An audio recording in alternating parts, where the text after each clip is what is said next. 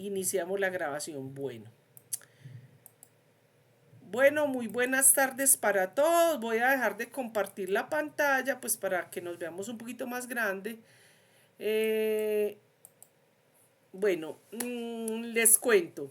Entonces, ustedes, yo ya les dejé casi todos los temas para que no se confundan con lo de el cronograma, porque como era diciembre, pues hubo personas que no llegaban a las clases o estudiaron un poquito. Entonces les voy a mostrar aquí cómo está en teleeducación. Listo. Entonces, el próximo parcial va a incluir todos los temas que tienen que ver con los glucocerebrósidos, ¿cierto? Que aquí están los videos, aquí están los PPTs y vamos a incluir también, para que no les quede muy pesado, el tema de los trastornos de la urea, que también está, aquí están los PPTs y las clases que, pues la clase que, la grabación y el PPT. Listo. Eso se realizará el próximo domingo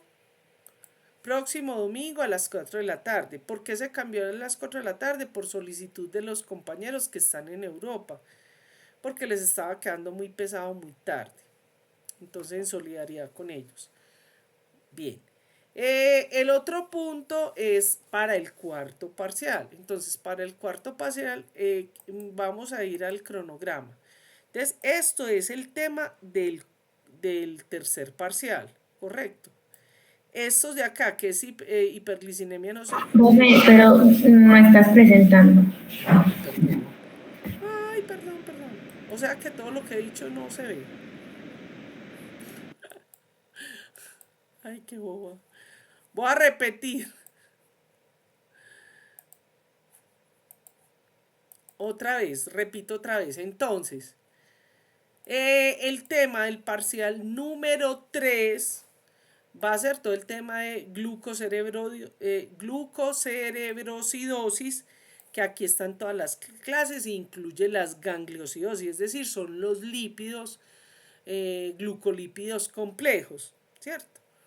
Ya habíamos en el 2 incluido lo de la beta oxidación, entonces aquí están los videos, miren que funcionan, y está el PPT. Además de eso, se va a incluir el tema del ciclo de la urea. Aquí está la clase que dimos y el PPT. Si vamos al cronograma de actividades, estos serían entonces los correspondientes al parcial número 3. Para el cuarto parcial que yo propongo, o sea, se puede hacer o el 28 de febrero o se puede hacer el 28 de enero o el 1 de febrero. Aquí está el calendario. O el 28, no, 29 de enero o el primero. Yo recomiendo que sea el primero porque la última clase la vamos a ver el 25. Pero usted lo decide. Yo creo que podemos decidir ya acá porque yo escribí y nadie me contestó. Bien. Entonces, ¿qué se incluye? Se incluye todos los temas de aminoácidos. Entonces, miremos aquí en la plataforma. Están en el tema de aminoácidos, están todos los temas, ¿cierto? Las clases con sus correspondientes PPTs. ¿Qué falta de acá? La clase de hoy, que hoy voy a hablar sobre las porfirias, y la próxima clase de acidurías orgánicas. ¿Por qué lo volteé aquí en el cronograma? Porque, pues, por si alguna circunstancia, yo prefiero que no podamos dar, por ejemplo, la próxima clase o cualquier calamidad, pues, claro que no, pero es porque porfirias es muy importante para ustedes, porque aunque es una enfermedad huérfana, es un error innato del metabolismo, ustedes como médicos generales o en cualquier otra especialidad van a tener pacientes con porfiria. Las acidurías orgánicas o acidopatías realmente pues solo la van a ver los que se vayan a dedicar a pediatría, neonatología, algunos ginecólogos se vuelven interesados por ellos, neuropediatría, pero de resto, pues no, como aquí no hay tanta sensibilización para eso, a adultos es muy difícil, como vamos a ver en la próxima clase. Entonces, voy a preguntar, ¿quieren que sea el 29 o el primero? ¿Quién está de acuerdo que sea el primero? Lo que pasa es que el primero es miércoles. Muy bien, excelente, o sea, todos. Sí, señor Moreno, adelante. Yo estoy de acuerdo también, por darse la mano. Listo. La única dificultad, yo voy a hablar con los que están en Europa, pues porque habría, quién sabe si ellos... pregunto, ¿ustedes pueden, alguno tiene inconveniente en la tarde? Pues a esta hora, no, porque supuestamente es la clase, ¿cierto? Entonces la idea es que lo hagamos a las 5 de la tarde. Perfecto. Perfecto, profe. Listo. Bueno. Entonces ahora sí vamos a dar inicio a la clase.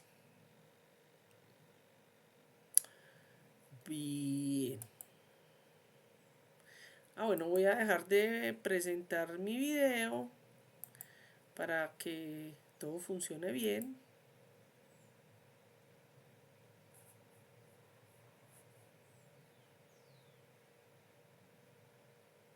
Ustedes ven dos pantallas mías. Es que esto está... Entendí. Bueno, muy bien. Me borré aquí esto. Bueno. Muy bien.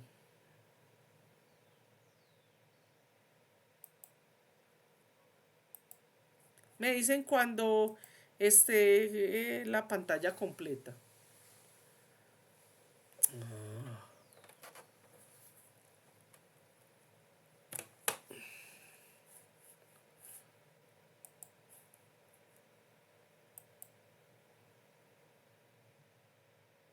¿Listo?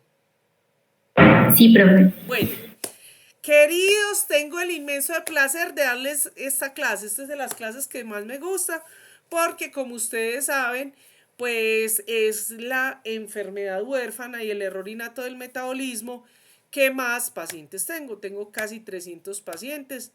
La mayoría son colombianos, pero tengo en otros países, tengo en España, en Estados Unidos, en Argentina, en Brasil, en Salvador, en Ecuador, bueno, en fin. Las porfirias entonces pues han llamado mucho mi atención porque como error innato del metabolismo y como enfermedad huérfana, cuando, no sé si recuerdan, cuando les presenté la introducción, nosotros hicimos un proyecto de investigación en el que sorpresivamente encontramos que habían muchos pacientes de porfiria. Entonces, como a raíz de eso empezamos a buscar y lo que sucedió con todo esto fue que encontramos mucho más. Estas fotografía que tienen acá, vamos a poner el punterito. Esa fotografía que ustedes ven acá básicamente es el grupo hemo, la parte estructural del hemo. Recordemos que el hemo está acoplado a proteína, en este caso es la hemoglobina, ¿cierto? Y esta parte que se ven aquí con estas esferitas es lo que corresponde al grupo hemo. Entonces, las porfirias son un grupo de enfermedades que están relacionadas con el grupo hemo. Hay que decir, primero voy a hacer unas pequeñas introducciones sobre el grupo hemo para recordarlo. Lógicamente, aquí no vemos la parte metabólica, pero voy a hacerles un recorderis de la parte bioquímica de la vía, porque resulta que eso es fundamental para el buen manejo de los pacientes. ¿Cuál es uno de los grandes problemas que hay en el manejo de los pacientes en nuestro medio? Y diría que en el mundo entero, es porque desconocen realmente el metabolismo del grupo hemo. Porque realmente, como vamos a ver en esta clase, si lo entendiesen, podrían mitigar mucho todas las manifestaciones clínicas que tiene la enfermedad. Esta diapositiva, ahí abajito a un lado siempre están los artículos de donde saco las gráficas. Esta diapositiva la adoro, y la adoro básicamente porque cuando hablamos del grupo hemo, generalmente y realmente casi el 85% se utiliza en eso, es en la hemoglobina, es el grupo aprostético, o sea que no hace parte de la proteína de la hemoglobina. Pero el grupo hemo hace parte fundamental de muchas moléculas del organismo. La más conocida también es la mioglobina, ¿cierto? Pero como vamos a ver en esta enfermedad, hay una gran familia, que es la familia de los citocromos P450 y de los citocromos, que para poder funcionar necesitan el grupo hemo. Y ahorita van a entender, cuando vamos adelantando en estas enfermedades, por qué eso es tan importante. Pero además en la producción de óxido nítrico, miren que por ejemplo catalasas, peroxidasas, triptófano diogenasas, son enzimas que están implicadas en procesos, por ejemplo, infecciosos, parasitarios, bacterianos o de destrucción de tejidos, o por ejemplo en los procesos de proliferación donde se activan estas enzimas, ¿cierto? Porque se utilizan para degradar esas bacterias, virus, parásitos o células que ya no sirven o que el organismo reconoce como extrañas. Pero además está el guanilato ciclasa, la ciclooxigenasa, podríamos decir que en esta parte, fíjense que aquí las flechitas están bidireccionales, porque el grupo hemo se convierte en un modulador, es decir, la concentración, la cantidad de hemo que hay en el organismo de la vía que está implicada. Pero además de eso, sobre toda la parte molecular de expresión génica de los genes. Y entonces aquí están, por ejemplo, factores de señalización, actividad de ciertos, por ejemplo, neurotróficos, por ejemplo, en el procesamiento de RNAs, el funcionamiento de canales. Aquí está, por ejemplo, el canal de iono, el canal iónico de potasio, procesos de transcripción. Aquí hay algunos ejemplos. Entonces, fíjense la importancia que tiene esta molécula y las implicaciones. Entonces, muchas de las manifestaciones que nosotros vemos y que por desconocimiento de nuestro equipo de salud no conocemos estas situaciones, no entendemos por qué el paciente sufre esas manifestaciones. Hay un punto supremamente importante. La mayor expresión del grupo es decir, recuerden o sino que es lo que vamos a ver hoy, hay una expresión del hemo a nivel hepático y hay unos a nivel de la médula ósea. Los que tenemos a nivel hepático son modulados por la ácido aminolebulínico sintasa 1, que es de expresión hepática. Porque nosotros tenemos la fábrica para producir el hemo. Entonces miremos acá. pues ustedes no, yo no les voy a preguntar ni tienen que ver eh, em, pues la parte de la vía, pero les voy a explicar un poquitico para poder entender. Miren, esta gráfica, recordemos entonces que nosotros tenemos la fábrica, es decir, nosotros sintetizamos hemo, nosotros producimos el grupo hemo. Y ese grupo hemo tiene todas las funciones que acabamos de ver, pero en especial de la hemoglobina. Y recordemos que en la hemoglobina, eh, parte fundamental de las funciones de la hemoglobina es el transporte de oxígeno y de CO2. Y eso se puede hacer gracias a que el oxígeno se puede pegar a este hierro que tenemos acá. Entonces es muy importante esta molécula para oxigenar los tejidos.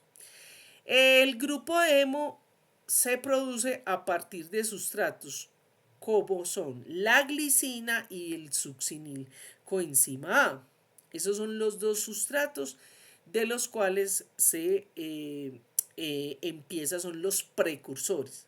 A partir de eso se empiezan a sintetizar una serie de sustancias químicas que son las que se acumulan y están implicadas en el grupo de enfermedades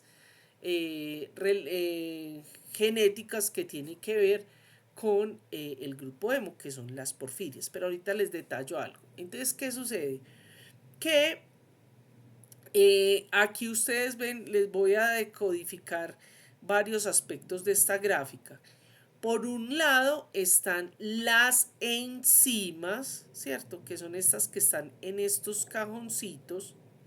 Y por otro lado están los productos, que son estos que no están en los cajoncitos. Entonces, ahorita durante el aprendizaje o la discusión que vamos a hacer sobre las porfirias, y que se los pregunto en el examen, y apúntelo, yo les voy a preguntar eso en el examen. Hay 5 palabritas que se tienen que aprender, que se las pregunto en el examen, y entre esas está el ALA, que es el ácido delta-aminoleucínico, el PBG, el porfobilinógeno, los isómeros de porfirinas, ¿cierto? La ALA deshidratasa 1, la ALA S1. Ahorita vuelvo y le repito todo eso. Pero mire que esas palabras que yo les voy a preguntar en el parcial es porque están relacionadas con esos biomarcadores que ustedes van a detectar en los pacientes. Por ejemplo, la molécula que es patognomónica con las porfirias es el porfobilinógeno, o sea, el PBG. Más aún, yo no les exijo que se aprendan toda esta palabrota, solo la sigla ALA y PBG. ¿Por qué? Porque lo que usted, cuando sospeche que un paciente tiene esta enfermedad, lo que va a solicitar es la determinación de este ALA y el PBG. Pero además va a solicitar la determinación de los isómeros o fracciones de porfirinas. ¿Y cuáles son esos isómeros? Son estas moléculas que vemos acá, como el coproporfirinógeno 1, el 2, el 1, el 3, el uroporfirinógeno 1, 3. Y eso tiene importancia porque sobre todo en las porfirias, esto todo ahorita cuando vayamos entrando en la parte de las enfermedades, lo voy a volver a mencionar. Entonces, las manifestaciones clínicas en las porfirias hepáticas agudas se dan porque este ALA y PBG tiene tropismo por el sistema nervioso, mientras que los isómeros de porfirinas tienen tropismo por la piel. No son hidrosolubles, son liposolubles, entonces se acumulan en la piel y por eso producen manifestaciones cutáneas. Es muy importante entender que la misma concentración y cantidad de hemo es la que modula la vía. O sea, tiene una retroalimentación, tiene un feedback. Entonces, ¿qué quiere decir eso? Cuando el sistema reconoce que hay suficientemente hemo, le dice al núcleo que pare la expresión de la ALA S1. Entonces, si se disminuye la producción de la ala S1, que es esta de acá, entonces se lentece o se para la vía. ¿Y por qué eso es importante? Porque el tratamiento que usted va a utilizar con los pacientes es colocándole grupo hemo que extraen de glóbulos rojos de humanos. Bueno, entonces, de todo lo anterior que vimos desde la parte metabólica, hay que entender que el más importante, bueno, acuerden que es un error garrafal uno en biología decir el más importante, no. En biología no hay el más importante porque simplemente son reacciones y eventos físico-químicos que va a depender de las concentraciones, de la dirección, de una cantidad de factores para que se direccionen los metabolismos. Pero sí hay que decir que para mantener esa homeostasis o esa cantidad basal de hemo va a depender del hemo como tal y de la ala S1. Y aquí viene un punto muy importante. Y digo ala S1 ¿por qué? Porque tenemos dos isómeros de ácido aminolebulínico sintasa. La 1 que es la la que se expresa hepáticamente y modula las porfirias hepáticas agudas, y la 2 que es la ala S2 que se expresa a nivel de la médula ósea y es el modulador, interviene en las porfirias cutáneas. Entonces, resulta que esta ala S1, ¿cierto?, tiene una velocidad de catálisis en la cual cada 70 minutos se está dando. Por eso es que un paciente puede estar en un momento determinado bien y a los 70 minutos puede empezar a desarrollar una crisis aguda. ¿Y eso de qué va a depender? Eso es lo que vamos a aprender hoy. Eso va a depender de factores, de muchos factores, entre ellos los factores precipitantes. Bien. Entonces aquí vemos esta gráfica que nos ayuda a entender que cuando tenemos esa cantidad específica, cantidad, eso es lo que acabo de decir, no es un error. Esa homeostasis del producto final, que es el grupo hemo, ¿cierto? Mire, si hay suficiente grupo hemo, detiene hay todo un reconocimiento, un lenguaje químico que reprime la expresión génica, la transcripción de la ala S1, ¿correcto? Y hay una aceleración de la degradación de ese RNA mensajero. Además de esta ala S1 como tal, que es sensible a estos pools de hemo o a esa homeostasis de hemo, hay otros factores que inciden y uno de ellos es la homeostasis de glucosa. ¿Y por qué? Porque resulta que en la glucosa tenemos algunos factores de transcripción como los PIPAR o los PGC1A, incluso estos últimos, estos que están aquí son candidatos, pero sobre todo los los PIPAR, porque ellos son modulados, mediados por la concentración de glucosa. ¿Qué significa eso? Que cuando los pacientes disminuye la concentración de glucosa en sangre, se activan todos estos factores de transcripción y entonces se empieza a expresar la ala S1. Esa es la razón por la cual los pacientes de porfiria no pueden ayunar. Parte del tratamiento se hace con glucosa porque lo que está modulando es la expresión de la ala S1. ¿Me hice entender hasta acá? Bueno. Hay otros candidatos que se han estado trabajando implicados en esta modulación de la ala S1. Este es como de los más nuevos, que se llama el LONGP 1, pero drásticamente los que tenemos más consolidados, incluso han habido artículos que dicen, no, no, o sea, es el PIPAR, bueno, eso es una discusión importante, pero hay evidencias científicas claramente de cómo se modula la expresión génica con eso. Bueno, tenemos también otros candidatos que están implicados. Básicamente porque resulta que cuando nosotros tomamos café o comemos cosas que no son propias de nuestro organismo, que es lo que se llama los xenobióticos, xeno, extraño, bióticos, es compuestos propios del organismo o del sistema, son perdón, que no son propios del sistema, son los que se llaman xenobióticos. Entonces, cuando nosotros consumimos esos xenobióticos, se van a activar algunos receptores como este que es el PXR, el CAR.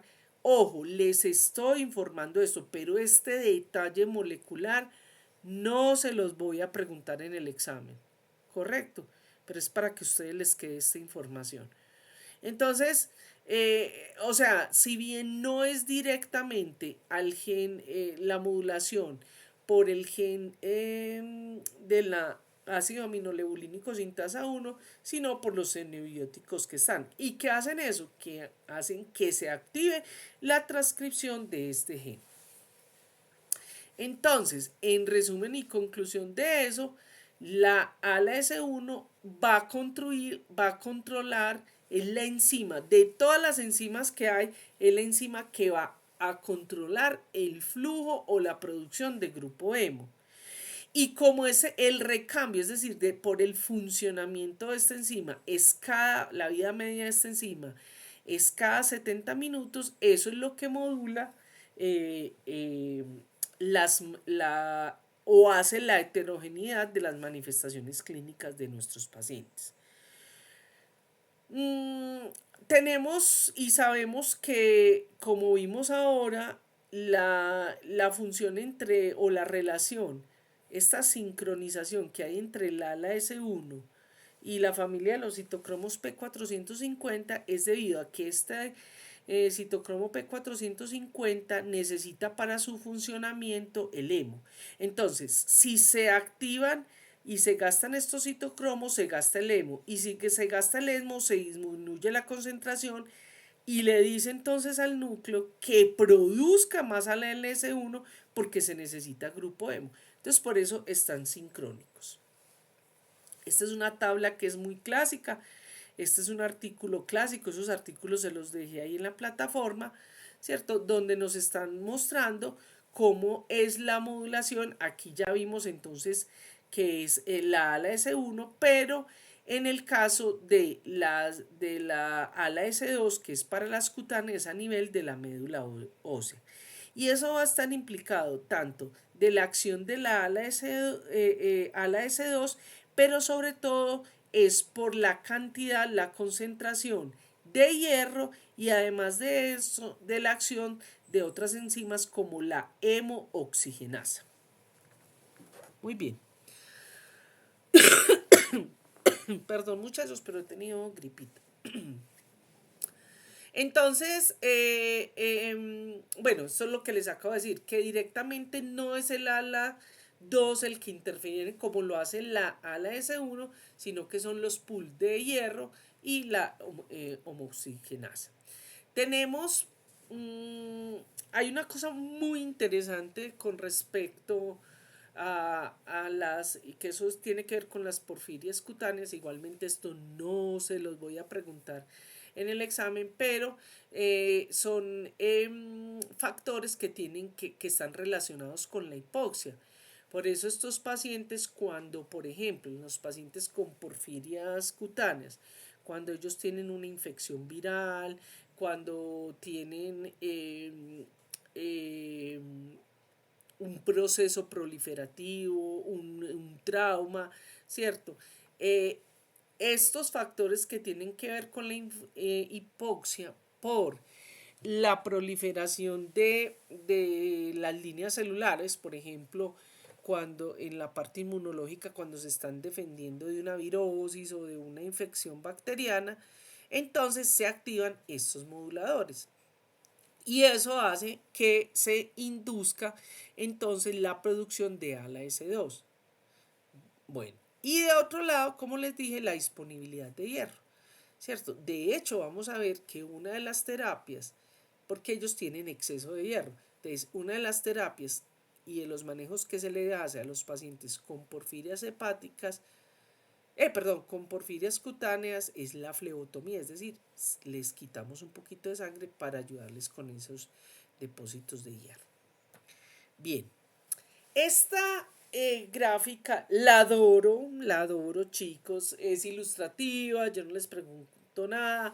Bonkowski, que tengo pues casi todos estas personas tengo el placer de conocerlas y de haber compartido con ellos.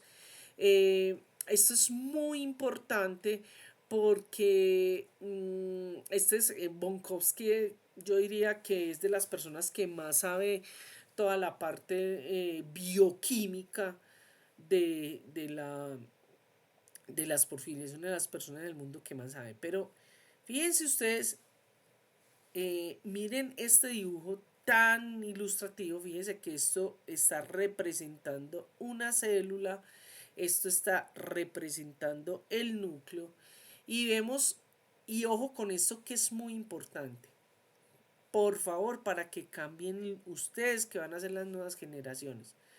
Resulta que ese grupo hemo, es decir, el hemo en sí mismo tiene una gran función en todas estas proteínas que estamos acá. Tiene interacción. Y fíjense que aquí tenemos unas flechitas donde dependiendo, es decir, esta proteína, cojamos al azar, por ejemplo, esta proteína es afectada por el hemo, pero resulta que esta proteína afecta a esta y esta. Y esta proteína, por ejemplo, afecta a estas dos. Y así sucesivamente. Entonces es un efecto dominó muy impresionante. Y esa es el hemo como tal, va a participar y va a inhibir transcripción, traducción, transferencia mitocondrial. No tiene problema a nivel de las enzimas, aunque, bueno, eso es lo que dice ese artículo, pero ya hay unos artículos que muestra que tiene ciertas acciones, por ejemplo, con la óxido nítrico sintase, etc. Pero ¿por qué es importante y por qué les digo, por qué yo les expongo eso a pesar de que no se los voy a presentar, no se los voy a preguntar en el examen? Porque resulta que aquí indiscriminadamente le ponen a los pacientes para tratar porfirias el tratamiento que tenemos a disposición. Y el tratamiento es hemo sacado de glóbulos rojos de humano. Es decir, si bien tiene un efecto terapéutico, que ahorita vamos a hablar más de él, también es un potente tóxico por todas las acciones que tiene, que podemos ver acá. Bueno, chicos, después de este preludio, ahora sí vamos a hablar de las porfirias. ¿Qué son las porfirias? Las porfirias son un grupo de enfermedades que tienen que ver con la producción de porfirinas, ¿cierto? El grupo hemo, el M o el hemo, es una protoporfirina 9, ¿cierto? Resulta que las porfirias tenemos dos grandes grupos. A ver qué sigue acá. Bueno. Antes de eso les voy a comentar lo siguiente. Hay dos grandes grupos de porfirias. Las porfirias exógenas y las porfirias endógenas. Voy a hablar de las exógenas ligeramente porque nos vamos a centrar en las endógenas, pues porque estamos en un curso de errores innatos del metabolismo. Además es la más frecuente. Bueno, perdón. Entonces, las exógenas son las que se dan por causas externas. De las más frecuentes es, por ejemplo, la plumboporfiria, que se da por intoxicación con plomo. pero también puede darse por otros metales pesados, como por ejemplo mercurio, arsénico, y lo que hace básicamente es que va a inhibir esta enzima que es la ala deshidratasa y por lo tanto vamos a tener una porfiria, es decir, se tiene todo el cuadro clínico y las manifestaciones clínicas de una porfiria hepática aguda, ¿cierto? Tienen presencia de ALA, o sea, se encuentra aumentado el ALA, o sea, el ácido aminolevulínico, pero el porfobilinógeno y el resto de los isómeros está normal. ¿Cuál es la diferencia con las que vamos a ver? Que una vez se detecte que es por la intoxicación, se le quita al paciente o al individuo la exposición y se puede hacer tratamientos con quelantes, hay varias alternativas y la persona se cura, esas son curables. Igualmente se pueden presentar algunas porfirias causadas, por ejemplo, por una enfermedad hepática aguda, por ejemplo, en alcohólicos o drogadictos terminales que ya tienen una afección hepática, o en personas que tienen un hepatocarcinoma o una neoplasia eh, eh, pues a nivel hepático, tienen algún tipo de enfermedad hepática que hace que generen una porfiria. Ese tipo de porfirias manejando y modulando, claro que cuando están muy comprometidos, porque cuando se presentan ese tipo de porfirias casi que es ya en pacientes terminales, pero no es inducido por factores genéticos que heredaron de sus padres, ¿cierto? Esas son las exógenas. Hasta ahí voy a hablar de ellas. Ahora voy a hablar, y es el resto de la clase, sobre las porfirias endógenas. Las porfirias endógenas son entonces son enfermedades huérfanas, consideradas enfermedades huérfanas, son errores innatos del metabolismo. ¿Y por qué innatos del metabolismo? Porque las porfirias están implicadas en cualquiera de las enzimas que están implicadas en la síntesis del grupo hemo. Generalmente es una de ellas, pero también podemos tener lo que se llama duoporfiria, es decir, que hay dos enzimas implicadas en eso, en la causa de la enfermedad. Yo tengo 2 pacientes con duoporfiria. Bueno, entonces, esas enzimas están total o parcialmente deficientes porque hay una variante genética que se hereda de padres a hijos. Entonces, este tipo de porfiria no se curan, se modulan, se pueden manejar, pueden aumentar su pronóstico de vida, su calidad de vida, pero no se cura.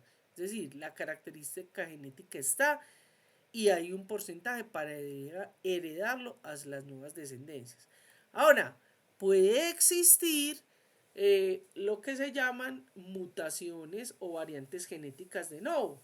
¿Qué quiere decir eso? Que un papá y una mamá no tienen las variantes genéticas, pero cuando están en la embriogénesis, o sea, cuando se está ya dividiendo la morita, después de que se hace la se une el cigoto y el óvulo y el espermatozoide, se empieza el proceso de embriogénesis. Entonces ahí se comete un error y entonces el individuo tiene una mutación nueva, por eso se llama mutación o variante genética de nuevo.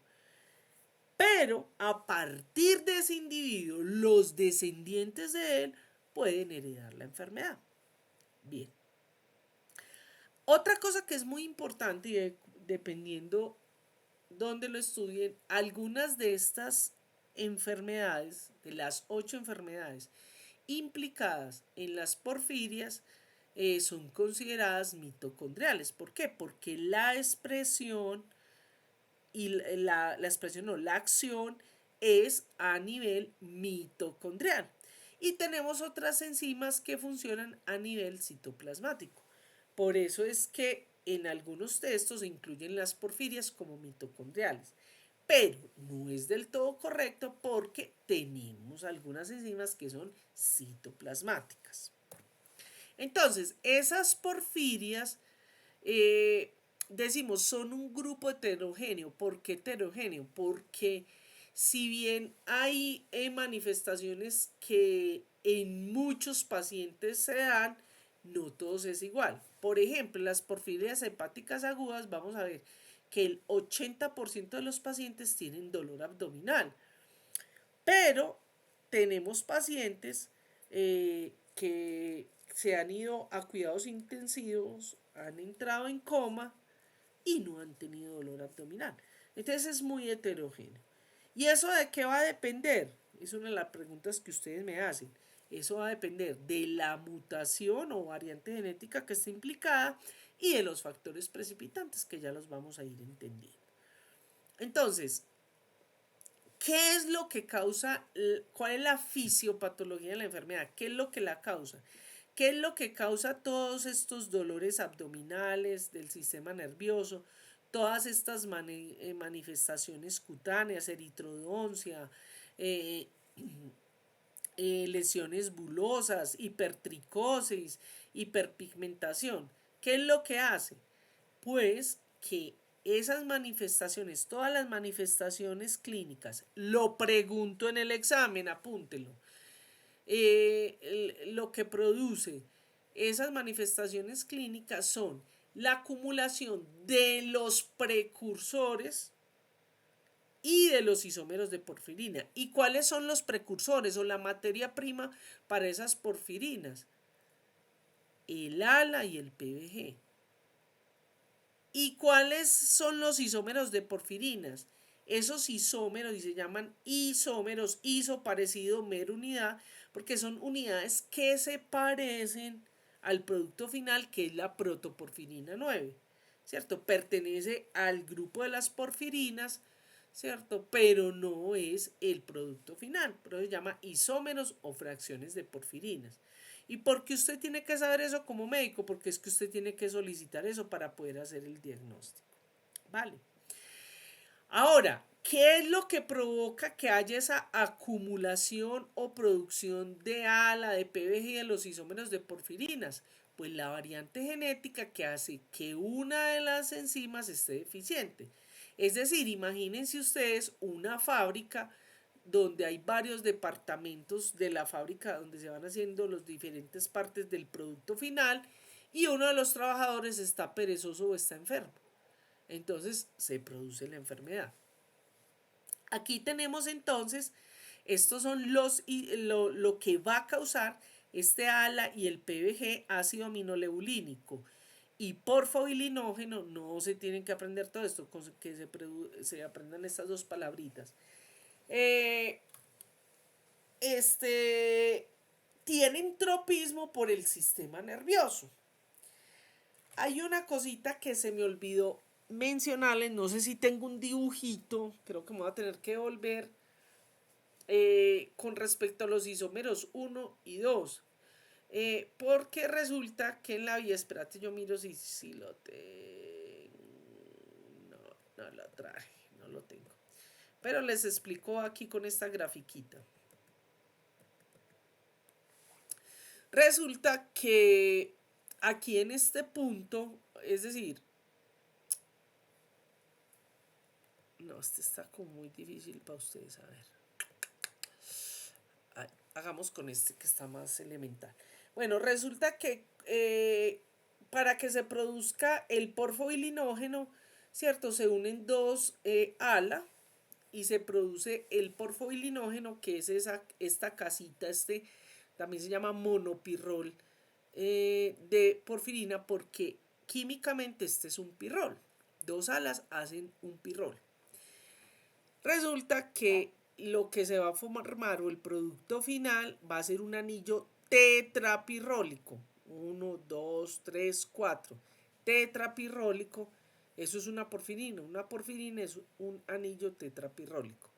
Resulta que en la vía tenemos que ese porfobilinógeno, o sea, la casita, el monopirrol, se une a otros, hace un compuesto lineal y tiene dos alternativas. Una alternativa donde ese compuesto lineal se cicla, se cierra solo, sin intervención de enzimas. Y en la segunda vía es que a través de una enzima se cierra el ciclo y pues continúa la vía. Entonces, los isómeros tipo 1 se van a materia fecal y por acción de las bacterias se hacen los otros isómeros. Mientras que los isómeros que son funcionales para nosotros, que llevan a la producción de hemo, son los isómeros tipo 3, ¿cierto? Que esos isómeros, bajo la acción de las diferentes enzimas, van a ir produciendo los diferentes compuestos. Por ejemplo, el hidroximetilbilano es la estructura lineal. Viene esta enzima y hace el primer anillo, que es un uroporfirinógeno 3. Luego viene otra enzima y se convierte en el coproporfirinógeno 3 y así, etcétera. Bien, entonces por eso esos isómeros, ¿cierto? Dependiendo de la enzima que esté implicada, entonces se van a acumular isómeros que pueden ser tipo 1 o tipo 3, se van a encontrar unos de mayor abundancia en orina, otros en materia fecal, ahorita lo vamos a ver para que lo entiendan un poquito mejor. Entonces, ¿y por qué es tan importante eso? Porque si ustedes ven aquí, miren que esto es un algoritmo de cómo se hace el diagnóstico de una porfiria, ¿cierto? Aquí tenemos una sospecha clínica de una porfiria aguda, se hace el PBG, o sea, determinación de PBG. ¿Y por qué es tan importante y por qué se lo pregunta su profesor en el examen? Porque el PBG es patognomónico con la enfermedad. Si usted tiene aumentado el PBG, tiene una porfiria. Ya hay que empezar a analizar si es endógena o exógena, ¿cierto? Pero si usted tiene aumentado el PBG, tiene una porfiria. Entonces, pueden haber, pues los niveles pueden estar o normales, ¿cierto? O pueden estar disminuidos. Y fíjese que eso va a orientar la caracterización, pero lo vamos a ver más adelantico. Una cosa que quiero que se graben y que es un error que dicen muchos clínicos y muchos de los profesores que ustedes van a ver. El porfobilinógeno no tiene color. Porque aquí vamos a ver una cosa muy importante y es que recuerden ustedes que las porfirinas son los que les dan el color a la naturaleza. Es decir, nosotros vemos la sangre roja es porque el anillo tetrapirrólico del grupo hemo tiene la capacidad de absorber una longitud de onda por esos dobles enlaces que tienen. A ver, uno aquí, un dibujito bonito. Eso, aquí. Por esos dobles enlaces que tiene, ¿cierto? Absorbe una longitud de onda y emite otra. Entonces, por eso se produce el color. Lo mismo en las plantas verdes. Entonces, esas aquí está, es que sí estaba el dibujito, hombre. Entonces, mira, aquí tenemos lineal el hidroximetilbilano. Entonces, puede coger dos caminos. O para generar isómeros tipo 1, que es donde espontáneamente se cicla sin acción enzimática este anillo y se convierte en isómeros tipo 1. Esos no son funcionales, no nos sirven a nosotros. ¿Cómo se convierte en coproporfirinógeno 1? Las bacterias intestinales que nosotros tenemos en orina es la que hacen esos isómeros. Y el otro, que ya es el celular, que es la otra forma en la que se produce o lo que le pasa a ese hidroximetilbilano, es formar una estructura anillada por acción enzimática. Y entonces va produciendo los isómeros tipo 3. Los tipo 1 no pueden producir grupo hemo. Eso es muy importante. ¿Y para qué yo tengo que saber eso? Porque cuando usted mide el ALA, mide el PBG, mide las porfirinas en orina, en sangre, en materia fecal, puede diagnosticar y ver qué tipo de enfermedad, qué tipo de porfiria es. Muy bien. Entonces, ya vimos que las porfirias que nosotros estamos viendo son porfirias endógenas, que son enfermedades genéticas.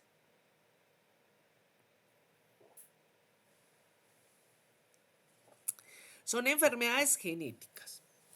Resulta que en los libros cada día está más claro eso, pero es decir, por ejemplo, cuando yo empecé a estudiar las porfirias y cuando las conocí, habían muchas formas de clasificar las porfirias. Pero esto que yo les presento aquí son las formas en las que se están presentando o la forma como más utilizada de clasificar las porfirias. Entonces, las porfirias, y esto se los pregunto en el examen, ya van a ver por qué. Las porfirias entonces se clasifican en dos grandes grupos, que son las porfirias agudas hepáticas, ojo, agudas hepáticas, y las porfirias cutáneas.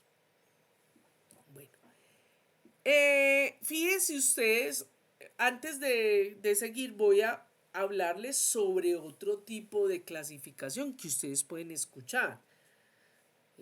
Cuando ustedes se vayan a hacer sus especializaciones a Europa, a los Estados Unidos, van a ver que es diferente las formas. Esto es lo que más se está manejando, pero todavía es vigente que se llamen, por ejemplo, porfirias hepáticas y porfirias eritropoyéticas. Cuando está en esa forma, o sea que se le quita esta palabra agudas, las porfirias hepáticas, la porfiria cutánea tardea entra dentro de ellas. ¿Por qué? Porque la modulación y la expresión es hepática. Mientras que las eritropoyéticas, que son la de Gunther, la protoporfiria y la protoporfiria ligada al X, son referidas como son moduladas por la S2, que se expresa a nivel de médula ósea, entonces son las que se conocen como las eritropoyéticas. Eso no lo voy a preguntar. Eso existe y pasa. Este es el que sí les voy a preguntar. Estos colorcitos que vemos aquí no son por ponerlos por combinar, sino que tienen una razón de ser y es la siguiente.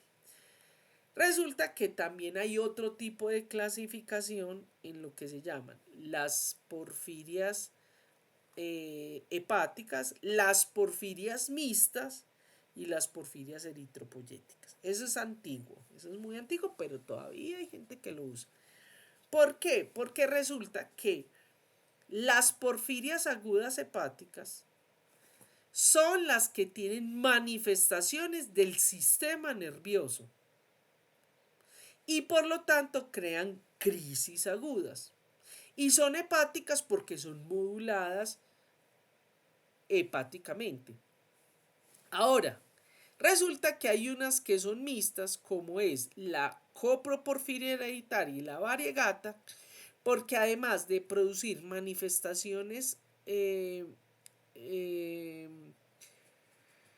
sistema nervioso, es decir, y se les aumenta el ALA y el PBG, ellos producen unos isómeros de porfirinas que se acumulan en la piel, entonces producen manifestaciones cutáneas. Estas que están en verde son las que se llaman las mixtas. Bueno, de las porfirias agudas hepáticas, ¿cuál es la más frecuente? La porfiria intermitente aguda. Por eso la puse en rojo. Pero ojo con lo siguiente. Ojo con lo siguiente. Que es un error muy frecuente y que aquí todavía ese error se hace en Colombia. Usted va a ver la historia clínica de un paciente, se le aumenta y por favor, no quiero saber que alguno de los que ustedes pasó por mis manos cometa ese error, porque eso es triste y es vergonzoso.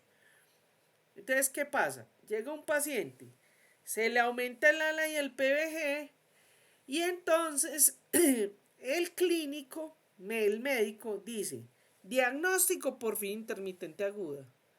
No, chicos, eso es un error. Lo que usted puede decir cuando encuentra aumentado el ALA y el PVG es que el individuo tiene una porfiria hepática aguda o aguda hepática. Depende del país donde lo vea, se encuentran las dos formas. Porfirias agudas hepáticas o porfirias hepáticas agudas.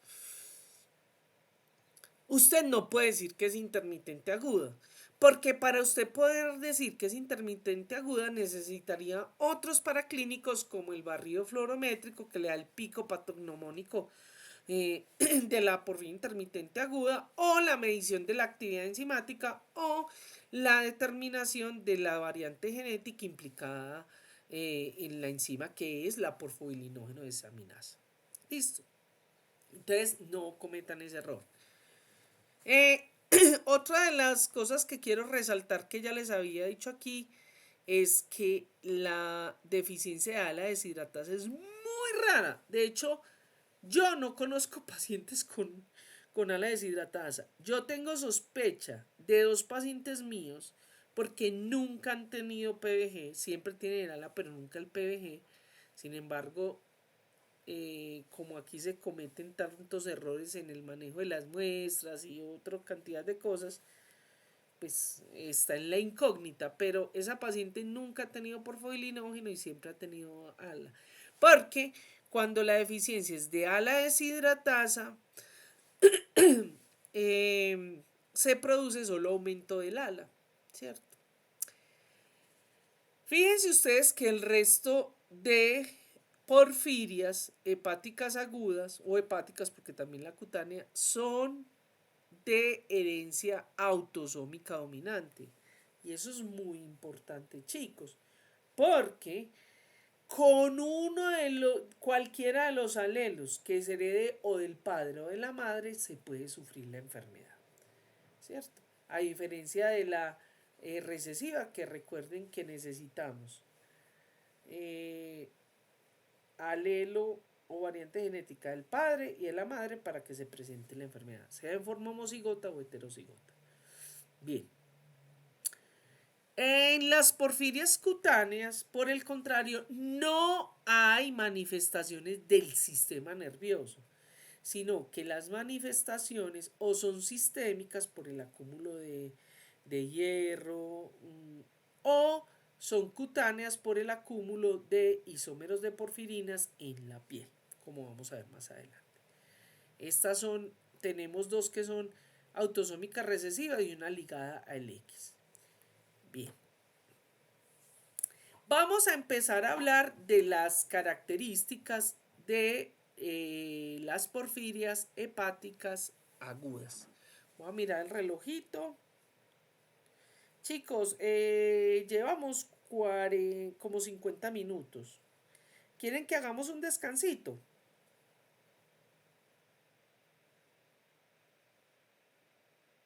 No hay nadie. Pues como quiera.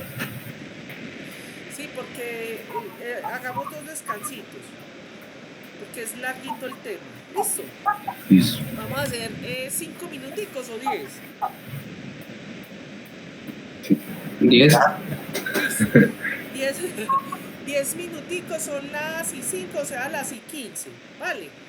Voy a parar la grabación y nos vemos en...